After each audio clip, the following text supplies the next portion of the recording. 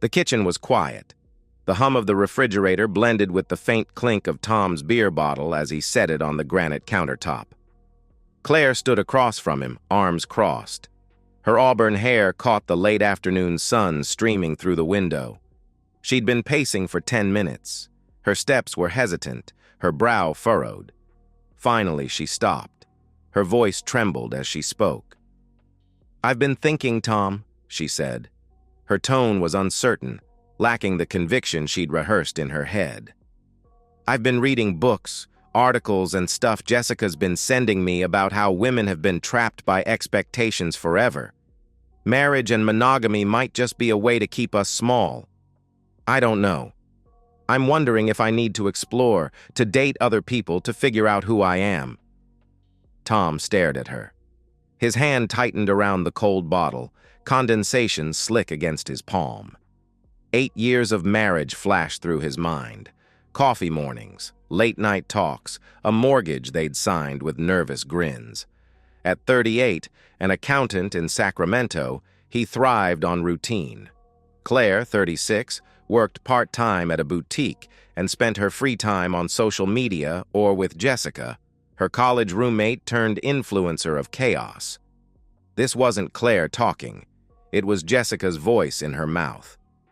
"You're not sure?" he asked. His voice was low, his blue eyes searching hers.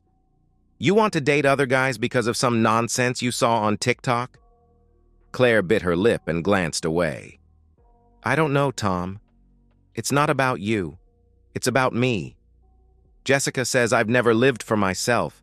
She keeps saying I'm suffocating here, that I owe it to myself to break free." "Jessica," Tom muttered. His jaw tightened. Jessica was tall, blonde, and a serial divorcee living off alimony in a downtown loft. She had a knack for sowing doubt in Clare. Last month, she'd convinced Clare to blow $200 on a healing crystal seminar. Now this came up. "I just need to talk to her more," Clare said, softer now. "She's been through this. She gets it." Tom took a slow sip of his beer. The bitterness mirrored the twist in his gut. "Clare, the only thing Jessica is an expert on is divorce. She's had 2 of them." He sighed and closed the distance between them. "Talk to me instead. We're married, Clare. What's this really about?" She hesitated. Her resolve wavered. "I don't want to lose you, Tom. But I feel lost. Maybe I just need time." For the first time in their relationship, Tom stared into the face of his wife and realized that he didn't know her, and he found it frightening. Later that evening, Tom sat alone in their living room. The TV was muted, casting flickering shadows across the walls. Clare had left to meet Jessica. Her Prius had crunched gravel as it pulled out. He replayed her words. Explore. Date other people. A hollow ache spread through his chest. Was he not enough? He'd built this life for them with steady paychecks, a tidy house, and quiet nights with takeout and Netflix. Maybe that was the problem. Maybe steady wasn't enough for her anymore. He grabbed another beer and cracked it open with a hiss. He stared at their wedding photo on the mantel. Clare beaming, him awkward but happy. Had he missed something? Had she been drifting away for years, and he'd been too buried in spreadsheets to notice? He texted her, "Let's talk when you're back." "I don't get this." No reply came. The silence gnawed at him, feeding a flicker of doubt. Maybe he should have pushed harder and demanded answers. But that wasn't him. He fixed problems with logic, not shouting matches. Still, as the clock ticked past midnight and she didn't return, he wondered if his quiet patience was just cowardice in disguise. That night, Clare met Jessica at a rooftop bar downtown. The city lights glittered below as Jessica leaned in. Her wine glass dangled between manicured fingers. "You're too good for that boring life, Clare," she said. Her voice was smooth and insistent. "Tom's a nice guy, sure, but he's holding you back. You're 36, in the prime of your life, and you're playing housewife? I've been free since my second divorce, and it's everything." Clare had doubts. After so many years of a seemingly good marriage, who wouldn't? Of course, that was the problem. Everything seemed good, at least on the surface. Below that, however, Clare was a bubbling cauldron of discontent. She wasn't smart enough to realize that Jessica was the one stirring the pot. "Pay for the tab tonight, yeah?" "I'm short." Clare nodded and pulled out her card. Her bank account was already stretched from covering Jessica's girls' nights lately. "But what if Tom's right? What if this is a mistake?" she asked her friend. Jessica laughed. The sound was sharp and dismissive. "He's scared of losing control. Men always are. Trust me, you'll thank me when you're living your truth. Let's get another round." A few nights later, Clare lay awake in a stranger's bed. The guy, Mark, was someone she'd met on Tinder. Broad shoulders, a salesman's grin, his apartment cluttered with gym gear and empty beer cans. The encounter had been disappointing and hollow, leaving her staring at the ceiling as he snored beside her. Her phone glowed on the nightstand. There was a missed call from Tom, no voicemail. Guilt twisted in her gut, sharp and cold. She pictured him at home, alone, probably sipping that same IPA, waiting for her to explain herself. He didn't deserve this. But then Jessica's voice echoed in her head. "You've been chained to his routine. Break free. Live for you." She rolled over and stared at Mark's back. She whispered to herself, "This is my right. I'm reclaiming myself." The words felt hollow, a script she didn't fully believe. Her heart tugged her toward Tom. Their quiet mornings, his steady hands fixing the leaky sink. But Jessica's mantra drowned it out. "Monogamy's a trap. You're a goddess, not a wife." She squeezed her eyes shut, torn between the ache of betraying Tom and the rush of defying everything she'd been taught to value. Clare sat Tom down again a week later. Her uncertainty had hardened. Jessica's words were now her armor. "I've decided," she said, avoiding his gaze. "I'm going to date other people. I need this." Tom leaned back. His tone was sharp. "You're serious? You're throwing us away for Jessica's nonsense?" "It's not nonsense," Clare snapped. Her hands trembled. "It's about me. Jessica says ... "Forget Jessica," Tom cut in. "This is our life, not hers. Be real, Clare, you're leaving our marriage to be her puppet." "I'm not leaving," Clare said, softer. "I just need space. I don't want to lose you, Tom. I just need this."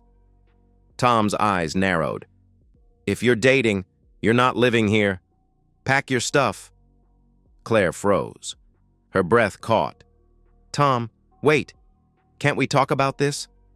"You've talked enough," he said. He turned away, his voice cold. "Go." She packed that night. Her Prius was loaded with a suitcase and duffel as she drove to Jessica's loft. She texted Tom, "I'm sorry.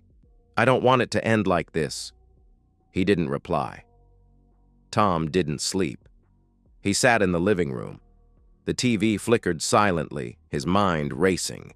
He wasn't about to demean himself by pleading with Clare to reconsider her choices, but he was conflicted in what to do. Clare's texts gnawed at him.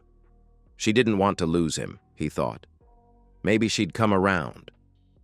The next morning, he stood in the kitchen and stared at her empty coffee mug on the counter. He could still smell her lavender shampoo lingering in the bathroom. Was he wrong to kick her out? Maybe he should have fought harder and begged her to stay. But the image of her exploring other relationships burned in his skull. His stomach churned. He opened his cell phone and dialed a contact he'd been using a lot recently. At least ever since Clare started talking about her modern marriage feminist finding, her self-nonsense. Vince Moretti was an old college buddy, a divorce lawyer, and if Tom was honest, a bit of a sleazebag. Not the kind of guy you'd trust around women and children, but the kind of guy you'd like to have on your side in a fight. "Tom?" Vince answered. "You finally got your head out of your rear about Clare?" Tom sighed. Vince wasn't one to mince words. Well, I need options." She told me she's going to date other men, but she keeps telling me that she loves me and that she doesn't want to lose our marriage. I don't know what to do." Tom couldn't see it, but Vince had raised his glasses and was rubbing the bridge of his nose. "Some guys," he thought to himself, "it's like they can't help being naive." Vince liked Tom, always had, ever since college. But the man was a hopeless pushover. Like a lot of men in his generation, he had been a product of divorce and raised by a single mom. A combination of a lack of male influence and fear of instability had left him emotionally stunted, pliable, and a bit of a people-pleaser. Vince knew how to handle this. "She's playing you, Tom, but if you're soft, wait it out. She'll show her hand." Tom's face screwed up in a grimace. He knew Clare was playing him, could feel it on a visceral level, but still, couldn't bring himself to admit it. The rest of the conversation was unproductive, with Vince telling Tom to call him back when he finally grew a backbone. If only it was that easy. For weeks, Tom wavered. Clare called. Her voice was shaky. "I miss you, Tom. I'm not sure I'm doing the right thing." He softened and texted back, "Come home. We can figure it out." She'd reply, "Soon. I just need a little more time." Each exchange left him second-guessing. Was he a fool to hope? Should he let her go or dig in? He spent nights pacing the house, replaying their last fight, wondering if he'd pushed her away by not being enough, exciting enough, loud enough, anything enough. Then, it happened. One Friday, Tom's co-workers had convinced him to shake off his morose attitude and hit the bars with him for some much-needed after-work drinks. They were sitting in the window of an upscale Irish pub when across the street he spotted Clare at a club, laughing with Jessica and a guy in a leather jacket. His every instinct told him to get up, rush into the club and grab Clare by the arm, take her home, force her to see reason, plead with her, beg her, anything. A cute girl from reception tried to catch his attention, but Tom blew her off, his eyes focused like a laser on the club across the street. His heart sank as they stumbled out later. In the parking lot, he saw her get into a car with the guy. Without even realizing it, he stood and left, brushing past his co-workers and headed for the door. It was only by some miracle that he wasn't flattened by a truck as he shambled across the busy street, his eyes locked on the late-model Toyota as it started to rock back and forth. The last thing Tom remembered of that night was his eyes locking with Clare's through the window of the car. She froze, her face a mixture of shock and shame. Tom simply ran away. Her calls and texts buzzed his phone late into the morning hours and most of the next day, but Tom never answered. Clare stumbled into Jessica's loft. Her lipstick was smeared, her blouse wrinkled from the encounter. The guy, Jake, was a bartender with tattoos and a lazy smirk. The experience had been rough and meaningless, nothing like Tom's loving touch. She'd felt a thrill at first and told herself this was freedom. But as she'd locked eyes with Tom through that window, the thrill curdled into nausea. She collapsed on Jessica's couch, sobbing. "He saw me, Jess. Tom saw me with him." Jessica poured her a vodka and shrugged. "So what? He's your past. You're a liberated woman now. Own it." "But I hurt him," Clare whispered. She clutched the glass. "I saw it in his face." Jessica rolled her eyes. "Guilt's a patriarchal tool, Clare. You don't owe him your life. You're breaking the mold. Feminism means taking what you want." Clare downed the vodka. The burn numbed her throat, but not her conscience. She wanted to believe Jessica. This was her awakening, her power. But the memory of Tom's wounded eyes haunted her. She'd traded his quiet love for this chaotic freedom. It felt like ash in her mouth. She had known this for a while, and if she was being entirely honest, she had known it before she had even left their home. She tried to call Tom, but he never picked up, sent him dozens of texts that went unanswered, each minute of his silence making her stomach do flips. She knew she had to do something, but she couldn't. So ultimately, she just kept going, kept swiping and kept dating, chasing the high to drown out her guilt and shame. The next morning, Tom sat across from Vince Moretti in a diner off Interstate 80. The air was thick with grease and the clatter of plates. Vince, with slicked-back hair and a shark's grin, sipped his coffee, black as his suit. Tom's own cup steamed untouched. His hands were clenched on the table. "She's done," Tom said. His voice was low and hard. "I saw her last night in the back seat of some guy's car. She's not coming back. Hell, she was never coming back, was she?" Vince raised his cup of coffee and took a sip. "No, Tom. She was never coming back. No woman makes a declaration like that to a man they really love. Hell, they'd be too afraid to even think about it." Tom nodded. It was something he had ignored, a part of his personality that was hard for him to accept. He had been shaped at an early age by the trauma of divorce, and then further warped by the individual failures of his parents. The absence of his father from his life, precipitated more than a little by his mother's demands for custody and child support, left him bereft of any semblance of a male role model. His mother and her never-ending parade of failed relationships, always complaining about men, deeply influenced him. Tom didn't want to be one of those guys, the ones that his mother complained about. He wanted to be one of the good ones, and in his mind, good ones didn't rock the boat, even if they were unhappy. It was an unintentional lesson that his younger self had taken to heart. Now, however, he was over it, and the pendulum was swinging back the other way, perhaps too far. An overcorrection, as they would say. He leaned forward, his voice barely above a whisper. "I want to make her pay. Absolutely destroy her like she destroyed me." Vince leaned back. His grin widened. "California's a community property state, Tom. She gets half. Assets, debts, everything, unless we outmaneuver her. You ready to play dirty?" "The dirtier the better," Tom replied. His blue eyes were cold. But as Vince laid out the plan to drain savings and pile debt, Tom's resolve wavered. Was this him? He'd always been the guy who balanced the books, not cooked them. Late that night, alone in what used to be their bed, he stared at the ceiling. Clare's side was cold and empty. Destroying her felt right, vengeance for her betrayal.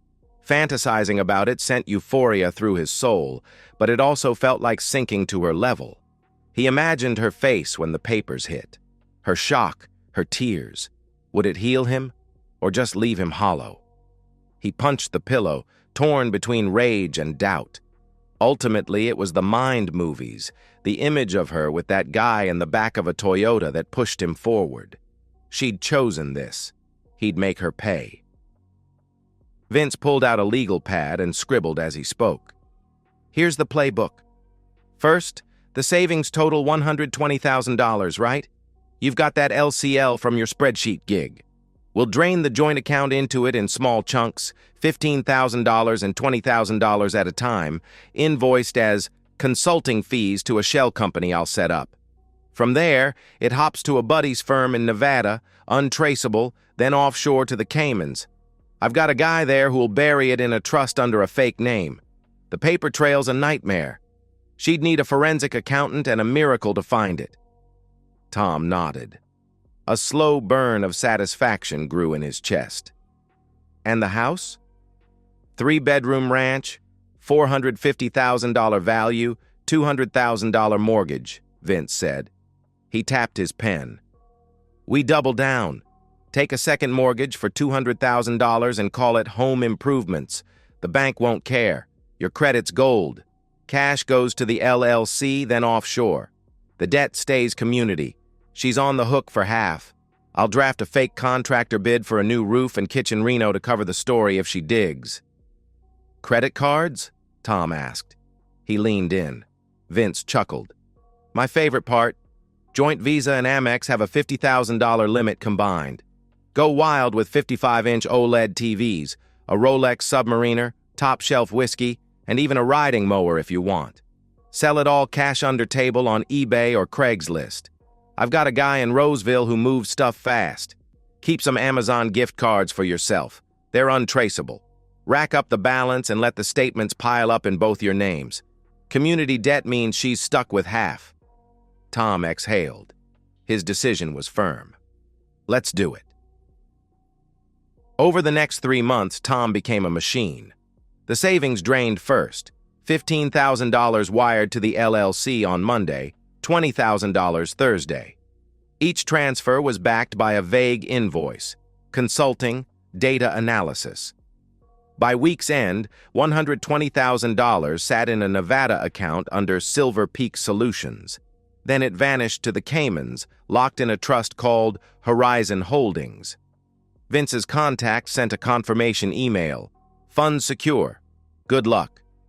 The house was next. Tom filed the second mortgage online and uploaded a forged bid from Sacramento Home Pros for $200,000 to cover a roof replacement and kitchen overhaul. The bank wired the cash to the joint account.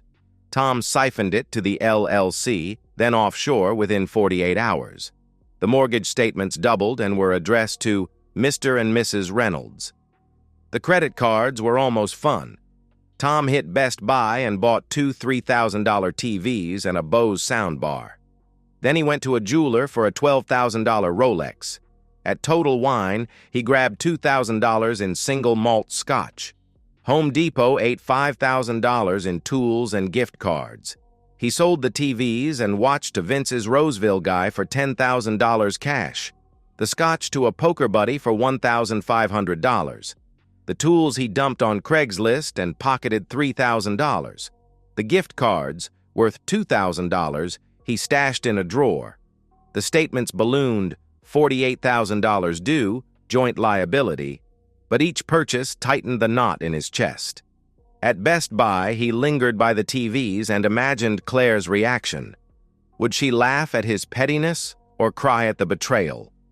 Driving home with the Rolex glinting on his wrist, he wondered if he was losing himself in this scheme. He sold it the next day. The cash was heavy in his pocket, but the weight didn't lift. Was he punishing her or himself? Clare didn't notice. Her social media posts rolled in. Clare Free Spirit wrote, "Living my truth," with selfies alongside Jessica at bars, her arm around a new guy weekly. One night, she met Ryan, a musician with dark eyes and calloused fingers, at a dive bar. They ended up at his cramped studio. His guitar was propped against the wall as they spent time together. It was intense, but hollow. She lost herself in it until afterward, lying in his cigarette-scented sheets when the guilt crashed in. She thought of Tom's gentle hands and his soft good nights. Tears pricked her eyes. "This isn't me," her heart screamed. But Jessica's voice countered, "You're unshackling yourself. Men don't own you." She clung to the lie and texted Jessica, "Another night of freedom." Jessica replied, "That's my girl. Keep breaking the chains." Clare stared at the ceiling. Ryan's arm was heavy across her waist. She whispered, "I'm strong. I'm enough." But the words rang false. She hated herself for needing them. 3 months later, the divorce papers hit Clare at Jessica's loft. She tore them open, her face drained as she read. "He's divorcing me?" she gasped. She collapsed onto the couch, hyperventilating. "No, no, no! This isn't happening!" She grabbed her phone with trembling hands and dialed Tom. When he picked up, her voice broke through sobs. "Why? We could have fixed it." Tom's tone was flat and cold on the other end. "Clare, don't insult me. There's nothing left to fix." She clutched the phone tighter. Her breathing was ragged. "No, Tom, you don't get it. I wasn't throwing us away. I was trying to save myself. You don't understand what it's like to be trapped, to feel like your whole life is just serving someone else's routine. I needed space, freedom." Jessica opened my eyes to how women have been oppressed forever. Marriage, monogamy, it's all a cage. I wasn't abandoning you. I was breaking free from that. Tom let out a bitter laugh. The sound cut through her words. "Freedom? That's what you call messing around with other guys while I'm sitting at home wondering where you went? You're not breaking free from anything, Clare. You're just chasing Jessica's nonsense because it makes you feel special. You didn't need space. You needed attention and validation from other men. That's not fair, Clare shouted. She stood up, pacing the loft's hardwood floor. You think I'm just some selfish person? I was suffocating, Tom. You and your perfect little life, your schedules, your quiet nights. It was killing me. I deserve to live for myself, not just as your wife. Feminism means I get to choose who I am, not be defined by you or anyone else. Choose who you are. Tom's voice hardened. You chose to be Jessica's lapdog. You didn't fight oppression, Clare. You fought me, the guy who paid the bills while you blew our money on her bar tabs. You're not a revolutionary. You're a narcissist who thinks living your truth excuse is screwing over everyone who cared about you. That's not freedom. It's selfishness with a hashtag. Clare's chest heaved. Tears streamed down her face. You're twisting it. I didn't want to hurt you. I just couldn't keep pretending I was happy in that box you built. Women are told we have to be good little wives, to sacrifice everything for men. I refused to be that slave anymore. I needed to explore, to find out who I am outside of you. Why can't you see that? Because it's a lie, Tom snapped. You didn't explore anything but a bunch of meaningless relationships. You didn't find yourself. You found validation from men other than your husband. You talk about slavery? I was the one chained to you, cleaning up the mess while you played martyr. You didn't need freedom from me. You needed someone to abuse, and I was a convenient target. Tom shuddered, catching his breath. You took the love that I had for you, our intimacy, and fashioned it into a weapon to gut me because you wanted to feel better about yourself. You want to talk about choice? Well, here's a news flash. I get a choice too, and my choice is to stop letting you abuse me. Stop it, Clare's voice cracked. She sank back onto the couch, clutching a pillow to her chest. You're making me sound shallow, like I don't have a soul. I was lost, Tom. Jessica showed me I could be more than your shadow. I wanted to be whole, not just half of you. That's not narcissism. That's survival. Tom paused. His silence was heavy. Whole. You were whole with me until you let Jessica convince you weren't. Survival? You survived just fine on my paycheck while you chased your truth. You didn't need more, Clare. You wanted more, and now you've got it. Congratulations. Clare sobbed harder. Her words stumbled out between gasps. I didn't mean for this. I thought I could have both, you and me, my way. I didn't want to lose you. I just couldn't breathe in that life anymore. Why couldn't you fight for me instead of against me? I did fight, Tom said. His voice was low and final. I fought to keep us steady while you tore it apart. You chose this, Clare. Now live with it. He hung up. She dropped the phone. It clattered on the coffee table. Her hands covered her face as she curled into the couch, wailing. The divorce papers lay scattered beside her. Jessica's voice echoed in her mind. You're a goddess, not a wife. But Tom's words cut deeper. Was he right? Was it all just selfish noise? She clutched the pillow tighter, torn between the feminist ideals she'd clung to and the sinking realization that maybe, just maybe, she was the monster her conscience had been screaming at her all along. The courtroom was a gray box of despair, flickering fluorescents, scuffed linoleum, the faint smell of stale coffee. Clare sat with Greg, her budget lawyer. His suit was wrinkled, his notes a mess. Tom sat with Vince, sharp and poised. His tie was a crisp slash of red. The judge, a grizzled man in his 60s with a permanent frown, shuffled the filings. Community Property Division, he growled. Mr. Moretti, go. Vince stood. His demeanor was smooth as oil. Your Honor, Thomas Reynolds was abandoned by Clare Reynolds 3 months ago. She moved out and pursued extramarital relationships, leaving him with crippling debt. A $200,000 second mortgage for home improvements she never supported, $48,000 in credit card bills from her lavish spending. Joint savings of $120,000 were lost to failed investments. We seek an equitable split of assets, the house and debts. Greg leapt up. His tie flapped. Objection! Fraud! He's hiding assets. That savings didn't vanish." Vince slid a thick folder forward. "Documentation, Your Honor. LLC transactions, investment losses, wire receipts. Silver Peak Solutions ate the savings. The market crashed. The mortgage bids here from Sacramento Home Pros for $200,000. Credit statements show purchases, TVs, jewelry, sold to cover bills. It's all legal." The judge skimmed and looked unimpressed. "Mr. Hensley, evidence?" Greg fumbled and waved a bank statement. "We're investigating. The LLC is a shell. The timing's too perfect." "Proof, not theories," the judge snapped. "The law's clear, counselor, 50-50 split.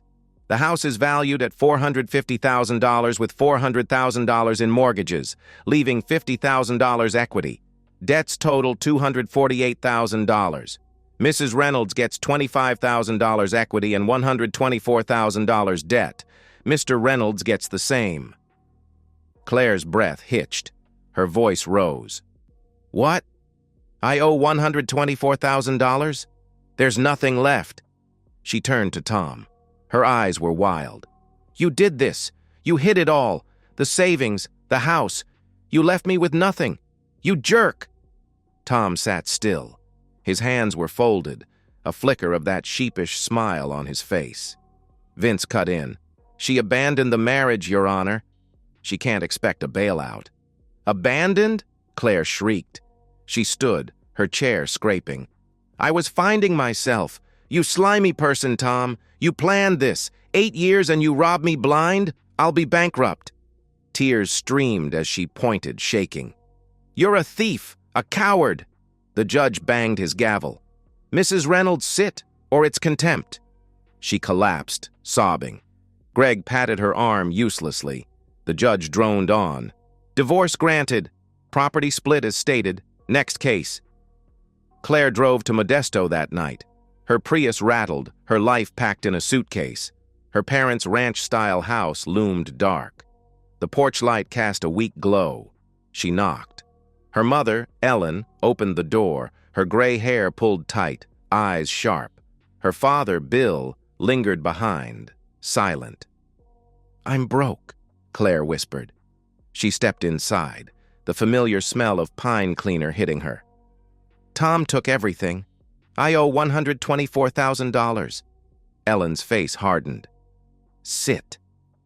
They settled in the living room. The old floral couch sagged under Clare. Bill stared at the floor, hands clasped. "Explain," Ellen said. Her voice was like steel. Clare recounted it the last few months of her life.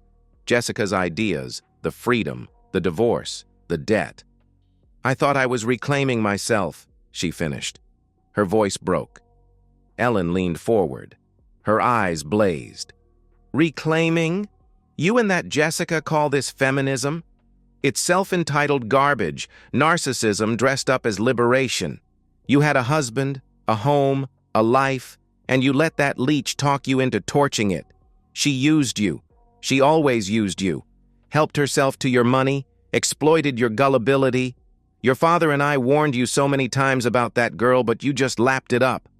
Now you're here, tail between your legs, expecting what? Pity? A handout?" "I didn't expect," Clare started, but Ellen cut her off. "No, you didn't think. Your father and I raised you better. Tom wasn't perfect, but he was steady, loyal. He loved you so much. And you traded it for what? And Jessica? She's a parasite, always has been. What's your plan now? Live off us?" Clare's father, Bill, finally spoke. His voice was quiet. "We'll help with a room, Clare. But this mess, it's yours." Clare nodded. Tears spilled. The weight of her mother's words crushed her. She retreated to her old bedroom. The walls were covered with faded posters, and she laid down on her old, creaky childhood bed. She stared at the ceiling, replaying every choice. The men, the bars, the hollow rush. It wasn't freedom. It was a lie she'd sold herself, and now she was paying for it. Tom, meanwhile, moved on. He met Lydia at a work event. She was a gentle, quiet woman with striking red hair and a warm laugh. A teacher who loved his quiet humor and, instead of doom-scrolling TikTok, spent her free time reading, writing, knitting, and scrapbooking. If she had one social media vice, it would be that she followed lifestyle influencers who had lots of kids. She liked kids. One night, over dinner at their new place, he told her about Clare. "I'm not proud of it, but I tore her apart in the divorce," he admitted. He poked at his steak. "I did some really awful things. Hid money, piled on debt, practically left her destitute." Lydia studied Tom's face. He looked genuinely upset. The story he was telling seemed so far removed from the charming and gentle man she'd come to love over the last year. Lydia squeezed his hand. "She hurt you, Tom. You protected yourself." Tom gave her a feeble smile. "Thanks. But it was wrong. She betrayed me so badly, but my reaction wasn't to that betrayal. It was a culmination of things in my life. It was me lashing out at a lifetime of feeling hemmed in by things out of my control." Lydia nodded. She understood most of Tom's background, his childhood, the changes he'd made. Something occurred to her. "I find it kind of ironic that Clare's finding herself caused you to, well, actually find yourself." He nodded. "In a way, I can't even be too mad at her. A lot of it I brought on myself by being so avoidant. I guess it's true what they say." Lydia raised an eyebrow while her fork chased a potato on her plate. Tom made a theatrical cough. "That which doesn't kill you makes you stronger." 2 years later, at a mutual friend's wedding in Napa, Clare stood by the bar. She held a gin and tonic, her dress a simple black shift. Her heart caught in her throat when she saw Tom enter with a striking redhead. The woman was tall and elegant, her hair cascading in soft waves, her smile warm as she clung to his arm. Clare's chest tightened. She watched them from across the room, her fingers gripping the glass. They split apart after a moment. Tom headed toward some old friends near the dance floor, while the redhead moved toward the bar.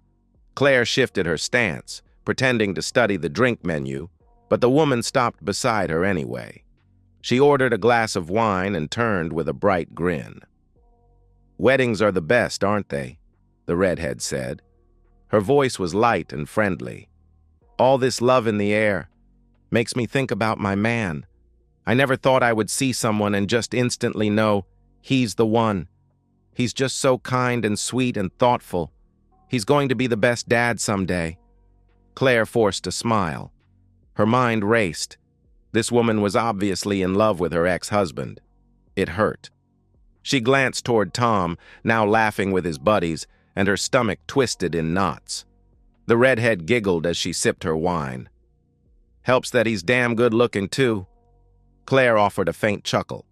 "Yeah, he sounds really great. A real keeper." The redhead laughed, oblivious. "Right? Last week he built a bookshelf from scratch just because I mentioned needing one, and he's so sweet, always checking in, making sure I'm happy. I could gush about him all night. Do you know someone like that?" "Yeah," Clare murmured. Her throat tightened. "I used to. He's one of a kind."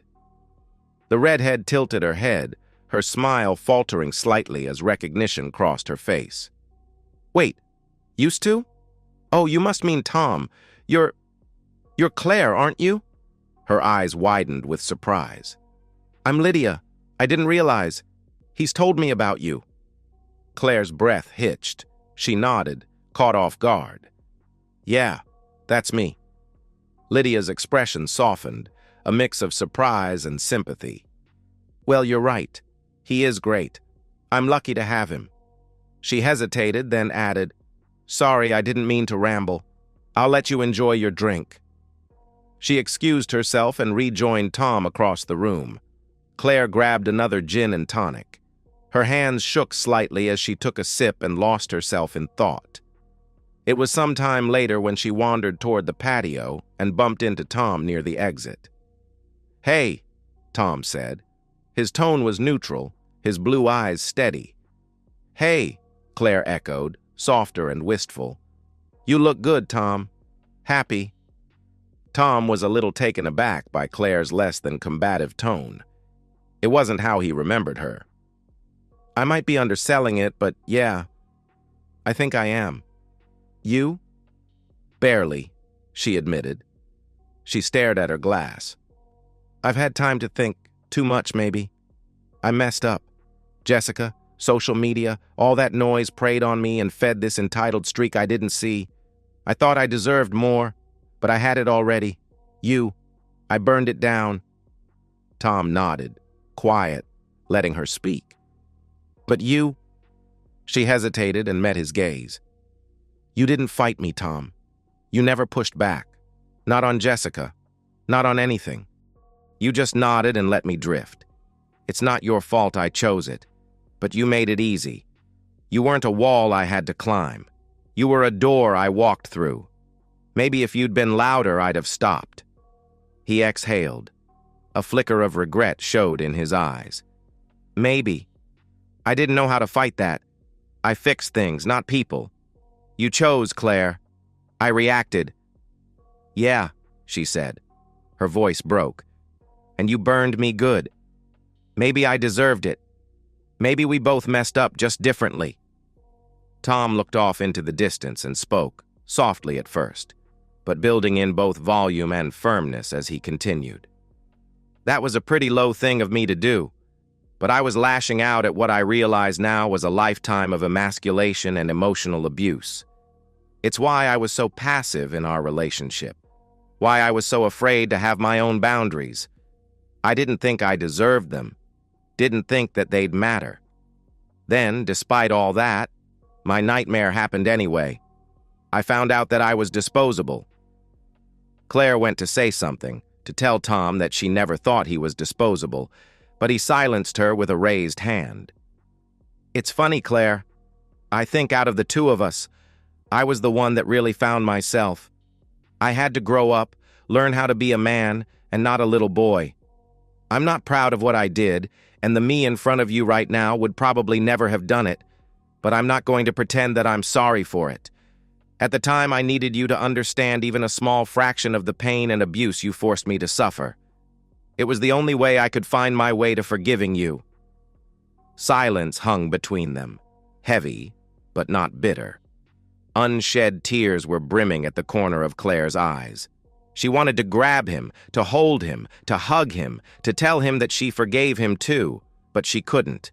It wouldn't be right. "Take care," Tom said. He gave Claire one last lingering look and then turned to Lydia, who waved from the dance floor.